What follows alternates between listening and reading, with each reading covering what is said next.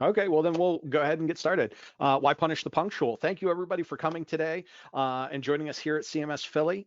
I am Dean Oest, and I am going to be talking about using a single front-end design system for WordPress and Drupal with Emulsify. Okay, so first, a little bit about me. My name is Dean Oest. I'm design manager at Four Kitchens. Four Kitchens is we're a digital agency that creates like large and complex websites. Um, if you're looking to find me online, I am at Amazing Rando just about everywhere. The only place I couldn't get it was Spotify, and I was very disappointed. Um, my personal goal as a designer is to make the online world as approachable, understandable, and delightful as the real world. So that's what I do. So the first thing that I'm going to talk about so that we get our terminology together is ask, what is a design system? Because there's a lot of different terms that we talk about whenever it comes to design systems. And I find that we have to define them up front to make sure that we're not using this different words for the same thing. So let's kind of go through that. The first term is going to be pattern library. So a pattern library is a collection of reusable UI building blocks shared across teams to build products. Okay, so this is kind of like the Legos part of a design system. Then there's the style guide. So the style guide is the documentation of the brand language, the component library, and the rationale about how to use them. So those are two distinct things. And the design system, when I use the term design system, what I'm talking about is something that encompasses both the pattern library and the style guide, but also includes design principles, rules, and guidelines that will help teams to create a cohesive experience. So the design system in the Venn diagram would be a bubble that absorbs both pattern library and style guide. And so those are the term definitions that we're going to be using today as we go through what we're talking about. So in today's talk, we're going to focus on the front end. Now, there's a lot of things that we can talk about whenever it comes to design systems, and honestly, I can talk all day about them, but we're going to explore the front end specifically. Because we need to focus. We only have 40 minutes. Let's make do. So we at Four Kitchens have been working and thinking in components for almost a decade. We've done design systems for many of our clients. And we've done pattern libraries, we've done style guides and design systems throughout the years for our clients to varying degrees of what the client might need. We have done a lot of this work for our clients for higher education.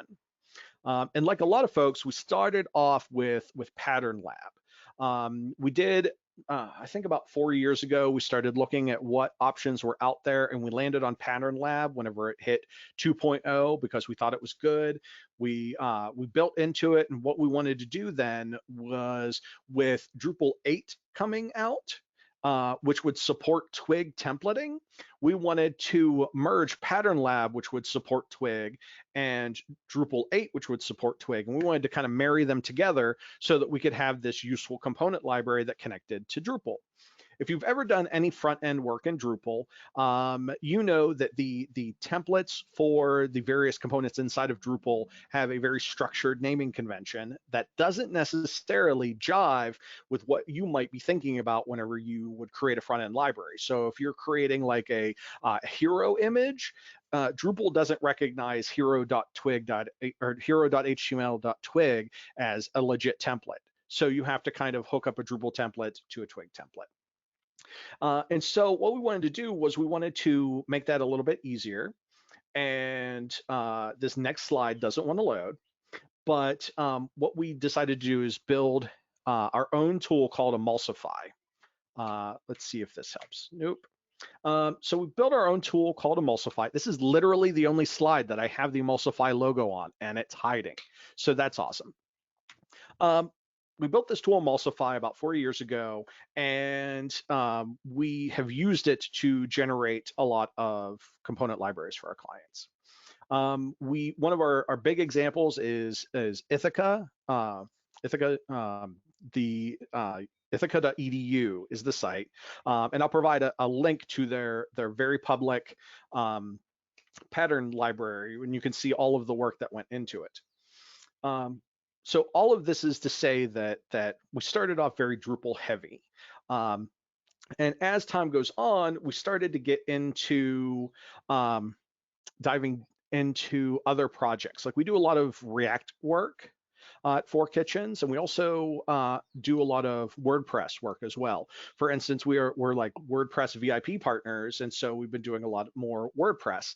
And we have a lot of these higher education clients that have a lot of different sites throughout. They have Drupal 8 sites, they've got WordPress sites, they've got static sites, and there are a lot of challenges that they have whenever it comes to these sorts of things, and maintaining that consistency. If you've ever worked in higher education, every website's kind of its own little silo, and it creates problems creating and maintaining that consistency. So let's talk about the birth of design systems in that particular scenario. Okay, I'm going to use higher education as an example, but this really could be any institution that has a lot of different properties around the web. I'm going to go ahead and stop presenting this slideshow because that is my last slide, because we're going to look at some live code and live examples. Okay, so whenever it comes to, let's see, sorry. All right, so usually so this is the flow that I found typically works with how design systems come around. It's a client has a project, like a redesign project. They say, hey, can you redesign our Drupal site? And we give them a new design. As part of that design that we build into the site, we have a design system. The client likes it, and then they like it so much that they want to extract it back. They want it to apply larger. They want to say, hey, can we use these components on all of these other sites as well? And suddenly we've got a design system that's growing from a single website. So I want to go through some code examples and show you how we've built Emulsify to tackle this. Some of what I'm going to show you is still sort of in like alpha, beta. I was up late last night making sure that everything was working, and when it didn't work, I drank some more coffee and made it work. So, so let's go ahead and open up some code. All right, so I've got a code editor open, and I'm going to make the font size just a little bit bigger. Hopefully everyone can see it. If you're having trouble reading it, please just post a message in the chat, and I'll make it larger. So what I have here, I've got a bunch of directories here. Please ignore the folder that says business cards. I just opened up my work folder that has all of this in it. Our fictitious client is, let's see, our fictitious client for this is Western University of Pennsylvania. So I was born and raised in Pennsylvania. I worked at the University of Pittsburgh for a long time. And so I made the example sites that we're going to take a look at almost as a love letter to the University of Pittsburgh. Hail Pitt. So what we have here is we have a Drupal instance that has all of these different components in it that go down. We've got a call to action. We have some cards for events. We've got some text with an image floating to the side, and then we have this large hero image with some text over top of it. And of course, we've got the navigation up here. So the way that we have Emulsify structured is that inside of that project, so we're going to go inside of this folder here called Western Uni. This is the Drupal site that we were just looking at. We're going to go down in the themes to this Western up folder. Let me launch my cursor thing here. There we go. That'll make it easier for you to follow my cursor. So, so here we've got this folder that has the Drupal theme in it. The Drupal theme itself will connect to Drupal, but it can also be run independently of the Drupal project. So what that means is that the design work, oh, sorry, I just heard a little bit of an echo. whenever you need to have the front end work done for this, you do not need to have someone who knows Drupal. They just need to know the front end. So let's go ahead. We're in Western up. Let's see. Um, open in terminal. And what we're going to do is we're going to fire up the Storybook instance. I just want to take a look and make sure that I do the right command. Yep, Storybook. All right. So if we yarn Storybook, this is going to open up a Storybook instance that is completely separate from the Drupal project. And it is going to allow us to take a look at all of the different components in the way that we have them organized. This is just going to take a moment to build. This is all local, so hopefully, we won't run into any demo errors. So here is the Storybook instance. All right, let me just lower this down here. We've landed on the colors page. You can see we've got our grayscales. We've got our branding colors that go in here.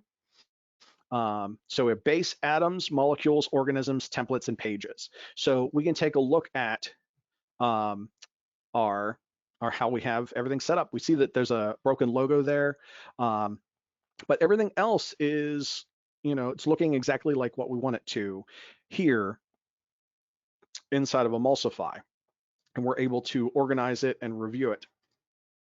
One thing that Emulsify does as a result, or as part of this, is that we actually go in and we run accessibility checks on the code, so you can know if the specific component that you've done passes accessibility or not. So for instance, this default list here, everything passes, there's no incompletes, and there's 0 violations. So what this means is that if you code up something that's going to not pass WCAG 2.0 standards, I believe that's where we have it set at, it will fail, which means that you need to keep up with the accessibility standards that are coded in, which is really nice. So here in Storybook, the developer can go in and modify any of the components. So let's look at components.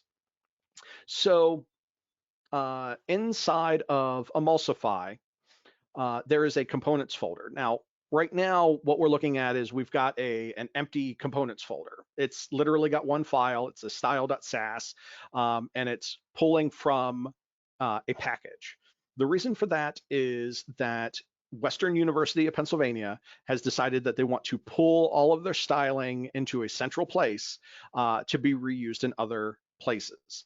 So those are actually repos that are listed in package.json. So for instance, these 2 lines right here, line 60 and 61, you can see that we have installed Western University of Pennsylvania SAS and Western University of Pennsylvania Twig. So those 2 packages are actually a separate, you can see right here, are separate repos.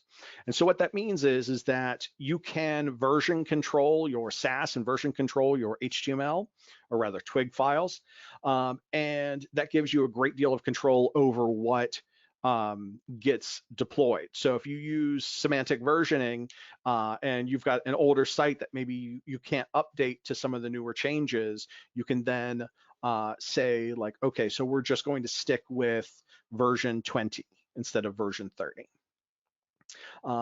So let's take a look at what these 2 folders look like. Let's go ahead into Twig. Inside of Twig, we have an atomic type structure. So we have base and atoms and molecules, organisms, templates, and pages. So in our base area, we've got colors and animations. Inside of atoms, we've got all the things that you would expect atoms to have: text, HRs, buttons, and then all the way up through cards, and then in organisms, grids, et cetera, et cetera, et cetera. Underneath the SAS, we do the same thing. So we have the same structure. So you can see here, atoms and buttons, we have the very same structure. And all of this is pulled into the Storybook to make sure that, that everything is being, built the way that you want it to. So let's see.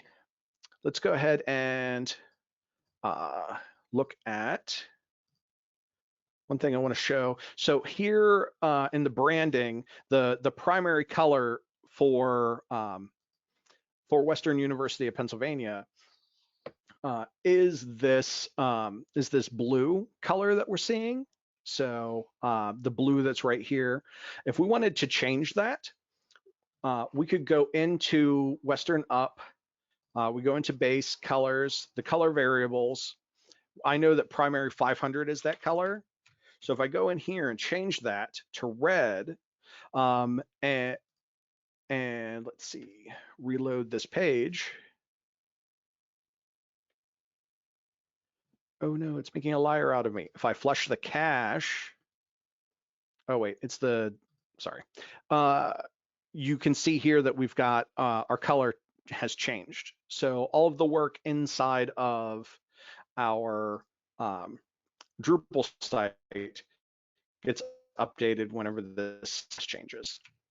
So let me just revert that change because I don't want to see that. There, we've got our nice blue back. All right. So because Emulsify in this folder, this theme folder, Western Up, that's inside of Drupal, can be run independently, and we have the extraction of the styles of the Sass and of the Twig files, that allows us to redeploy it on multiple Drupal sites. So obviously, if we have this Western University of Pennsylvania site, if we had other sites, we could deploy it there. So that's great. That's nice. That's very handy. Whenever a client usually has that start to happen, the client needs to be able to talk about the why of decisions. So having a component library like in Storybook right here, this is something that's very useful for front-end developers and makes a lot of sense for front-end developers.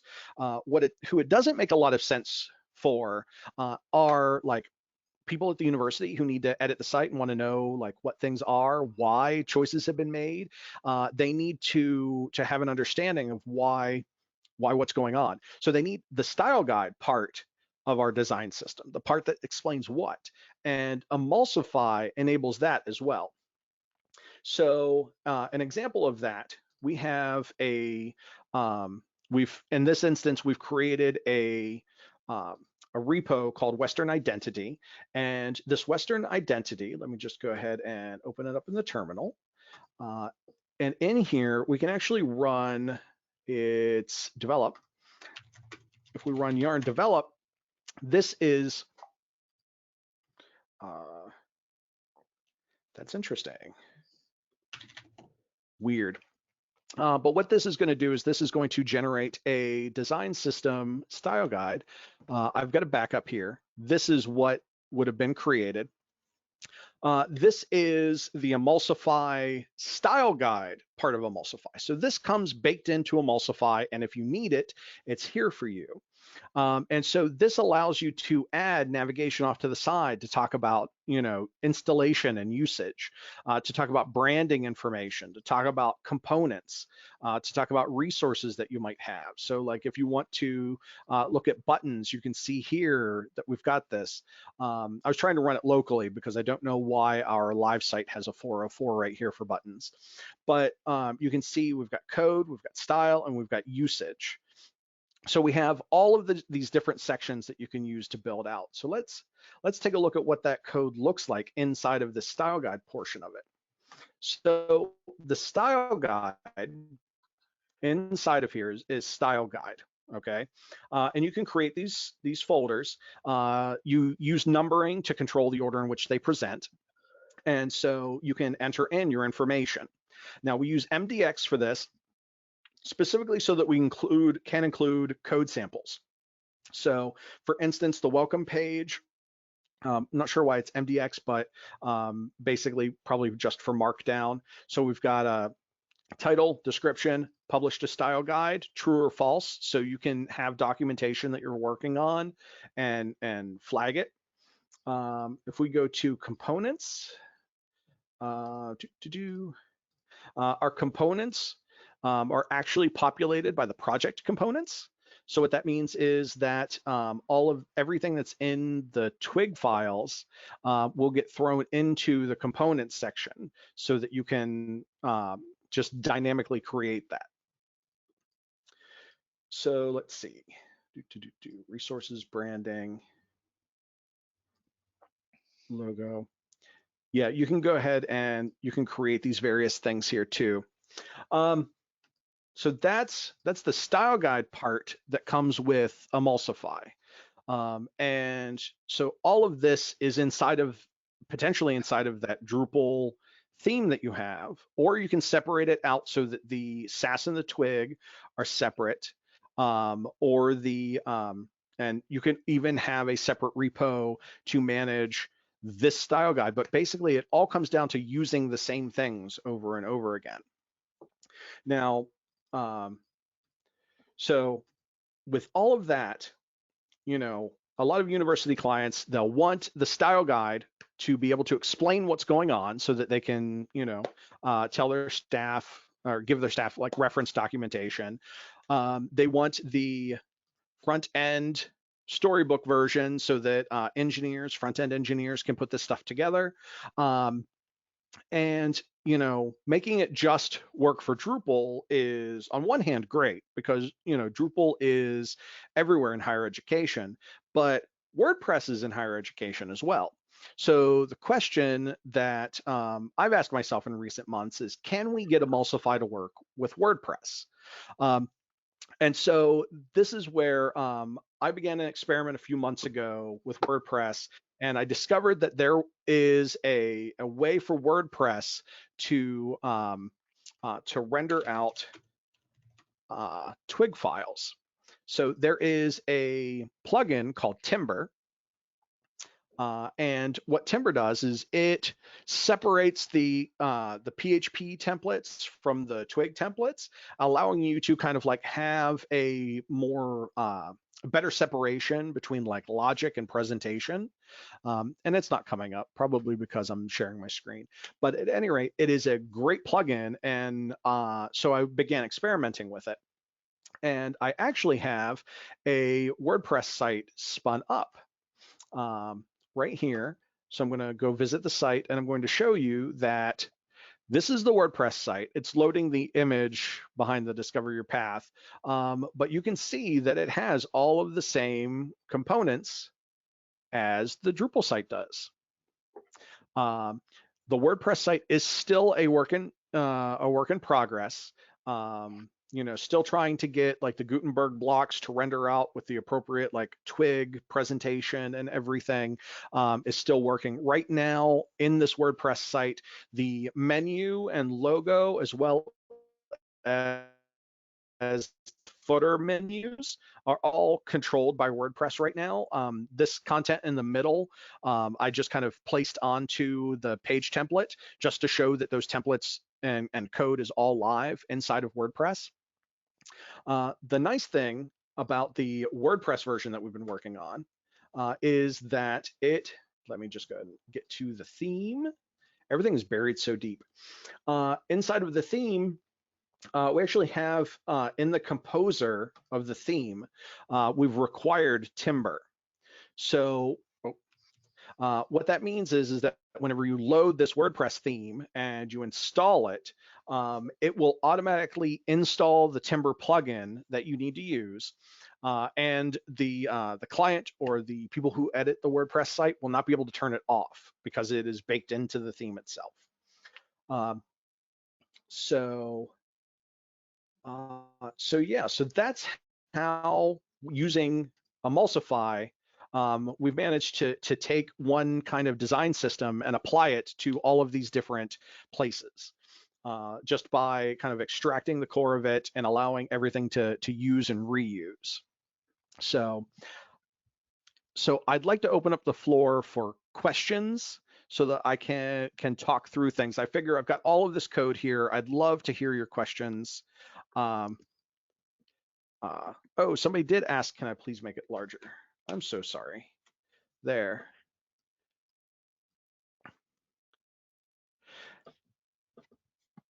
All right, I hope that's much better. But I'd like to open up the floor for questions right now to see if anybody has any questions that I can answer for you, or anything that I didn't cover or that you'd like to have covered in more detail for this.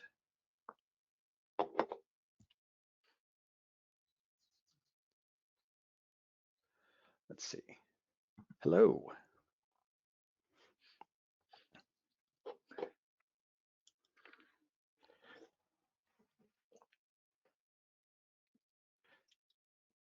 All right. It seems like we don't have any questions about anything. So last call.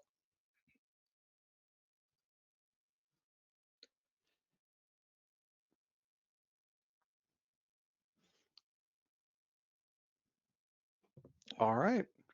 Hey, Brian.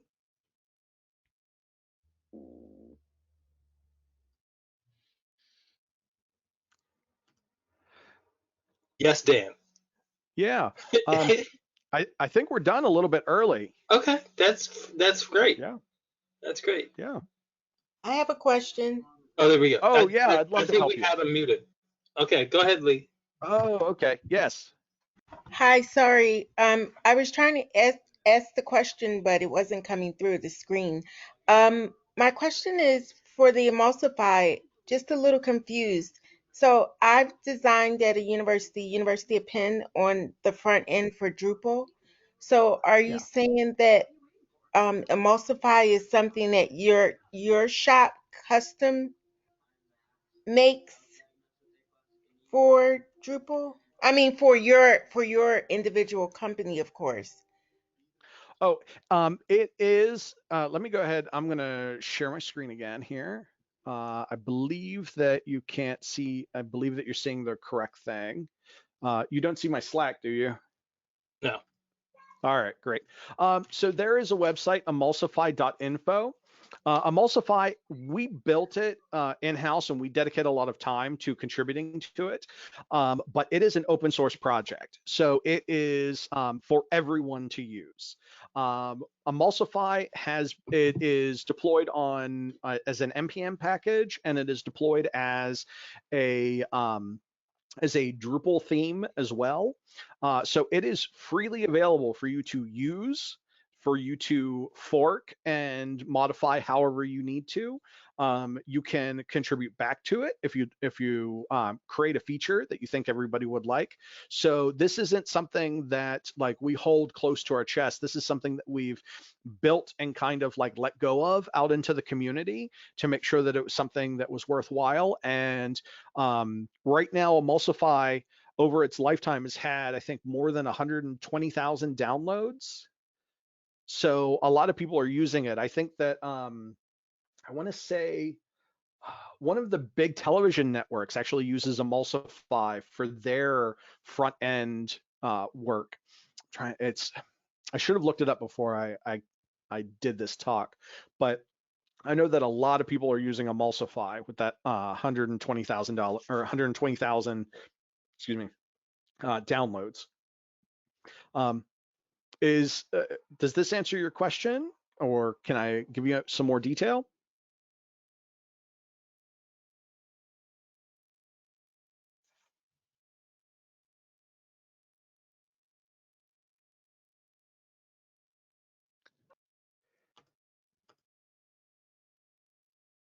I don't know if she's able to answer back, but I wanted Yeah. to ask on the same kind of a topic. Could you go into more in detail, like say we are building Drupal, we want to set up a design system that can be shared across multiple websites, like you've talked Mm-hmm. about.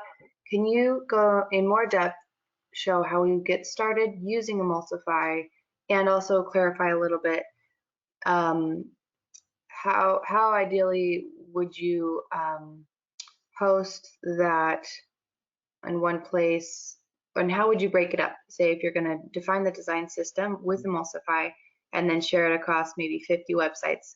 Not probably not a whole university for my case, but a subset of university sites. Absolutely. So the first thing the first step that I would do is here in the docs for Emulsify. So if you click Get Started on the main emulsify.info page, it will take you to the docs. And then there's installation. So component library is the first installation here. So you've got two options. You can do a Drupal installation or a standalone installation.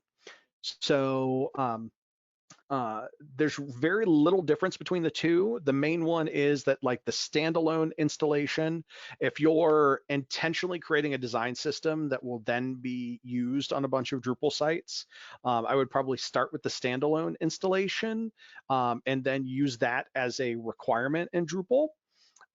But historically, a lot of projects that I've seen, the design system is developed as part of designing a website. And then it's kind of pulled back out. So depending on what process you're using there would determine if you installed it in Drupal first or standalone first. The difference between the two is not very big, so you can switch between one or the other. So it's not like if you make a wrong choice up front, you have to do a bunch of refactoring later. It's really just about making sure that you have the tools that you need for the environment that you're in. So for instance, the Drupal installation has to install some extra tools for Drupal. So that's where you start. And then you inside of the component library, when you install Emulsify, there's a components directory. Let me go ahead and open up the code here. Your components directory is going to have these like 00 base, 01 atoms, etc. And when you install it right off the bat, it is going to have underneath these, and it will have the Twig files, it will have the Sass files, and it will have the JavaScript if applicable for that. So that means you're going to have a component folder, and it's going to have everything for the component in it. And that's how it installs by default. The examples that we've done here, or that I've done here, splitting out Twig and Sass, part of the reason for that is that we've been experimenting with a lot of different ways to do things to try and find the easiest way.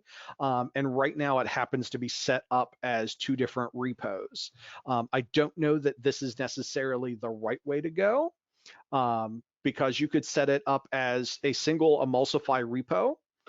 You could set it up split like this between the Sass and the Twig files, or you can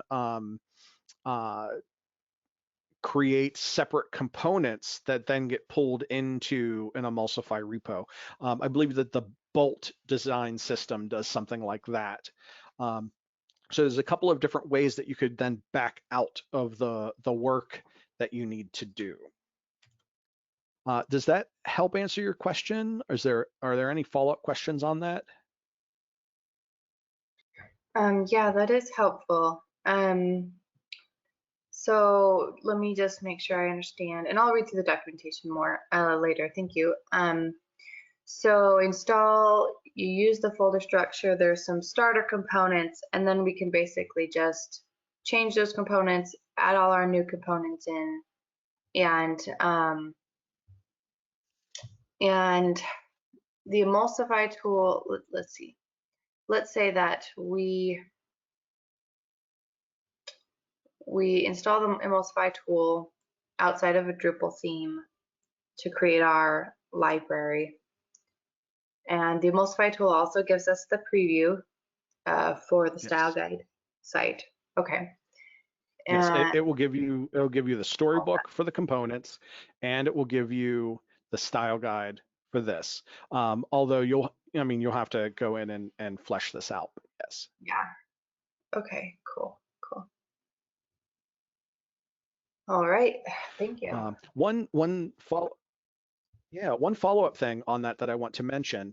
So one example here that I've got a folder is called Western Arts, and Western Arts. Let me pull up the sample site. Western Arts.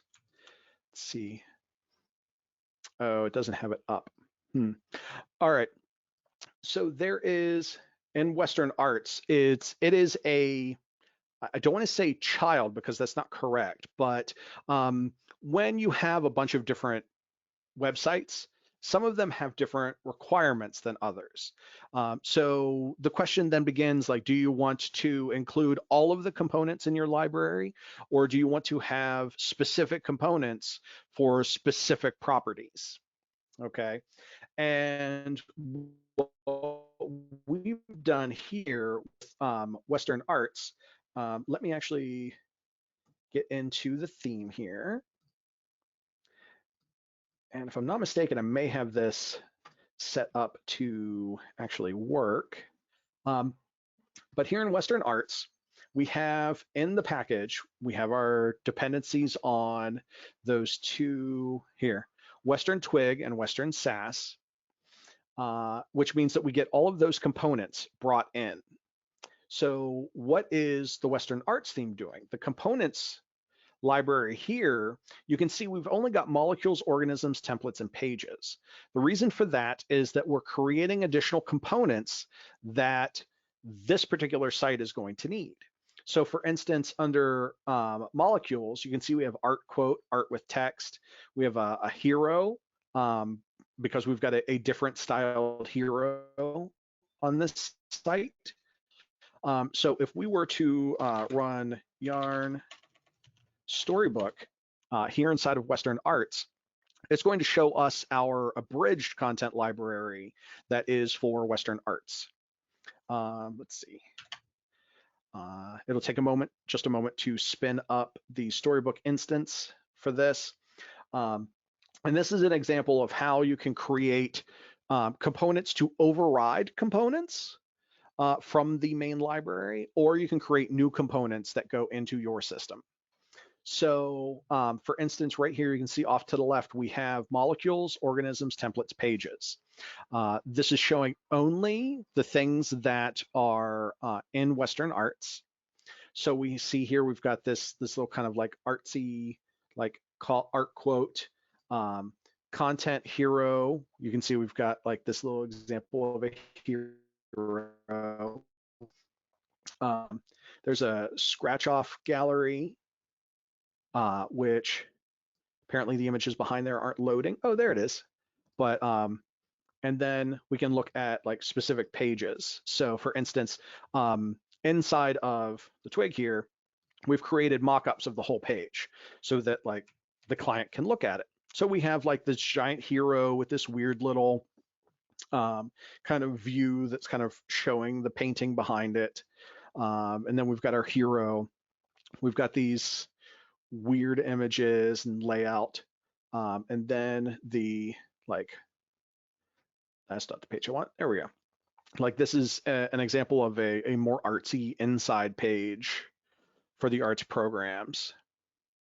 So so that's another way that you can address whether or not to, or how to handle other properties, is sometimes you might want to create custom properties or custom components specifically for those properties, allowing you to override or add onto.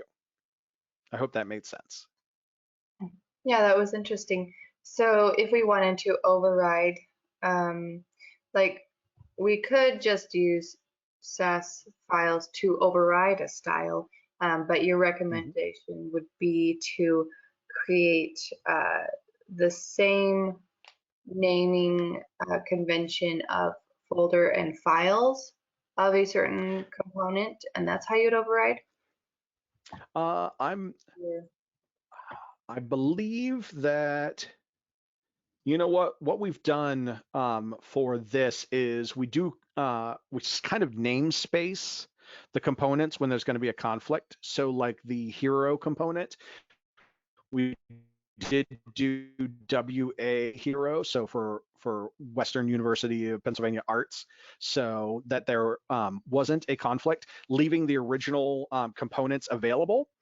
And so what that, so basically you're able to, if you wanted to, you could take that hero component from the core, copy it wholesale into here, namespace it, and then modify it, and just connect that up to your Drupal or your WordPress instance.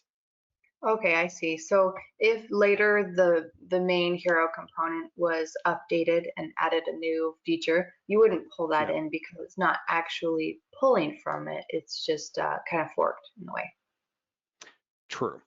Okay. And and with the way that Twig allows you to create like block sections that can be replaced wholesale, or variables that you can kind of Mhm. like enter in whatever you want, you can if you notice that like for instance, this hero right here has some kind of structure that could be done using the original hero if you just added a section that was like, a block, then you could insert that block into the original hero and make that kind of thing available for everyone. So there's a lot to think about as you build out these components. Like when it comes to variations, like should the variations be different components? Should they be like if or case switches within the file themselves? And a lot of that comes down to what you're building, what your process is, and what you're comfortable with. Thank you. That was really helpful. You're welcome. I think we've got time for one more question before we have to wrap up.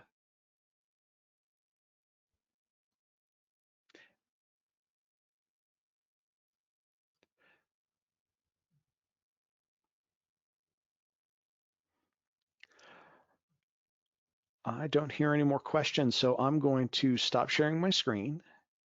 Let me move my little window over.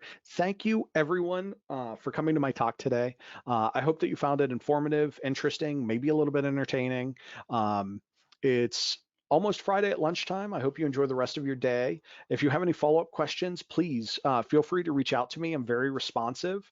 I hang out on Twitter a lot, but like I said, I'm amazing rando just about anywhere on the web. So I'm happy to help you figure out what you need to help create design systems, style guides, pattern libraries, and so forth. Thank you all very much.